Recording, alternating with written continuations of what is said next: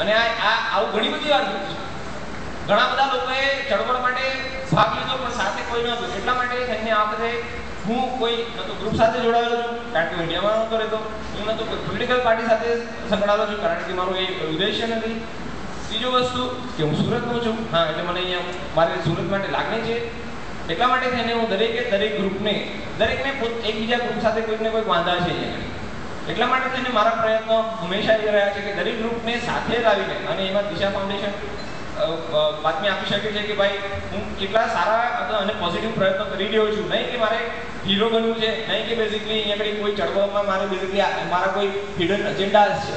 Point here is that unless and until we don't get united, forget about it.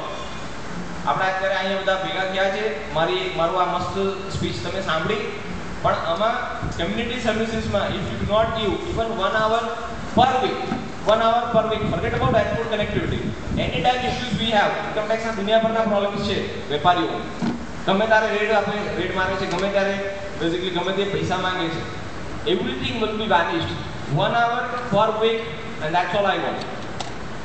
બીજી વસ્તુ કે ચેમ્બરનું બીજું એક યુનિટ છે સાર્ક કરીને, અહીંયા આગળ સરથાણામાં બહુ મોટું એમણે બનાવ્યું છે, આપણે હોલ બનાવ્યો છે, બરાબર છે. The reason behind the success of that outside project is they have dedicated a team to do this. મારી ચેમ્બરને અહીંયા આ ડાયસ પરથી એક પર્સનલ રિક્વેસ્ટ છે, મારે કોઈ લીડ નથી કરવું, પણ chamber is representing Surat to people at masses કે હની પણ આ કાર્ય માટે થઈને પણ એક અલગથી કમિટી બનાવે. Let us be into it or let us not be into it, પણ unless and until there is no consistency for demand on this, it is not going to happen.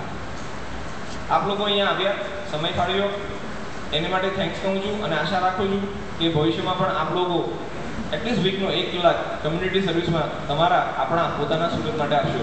એ માટે ધન્યવાદ.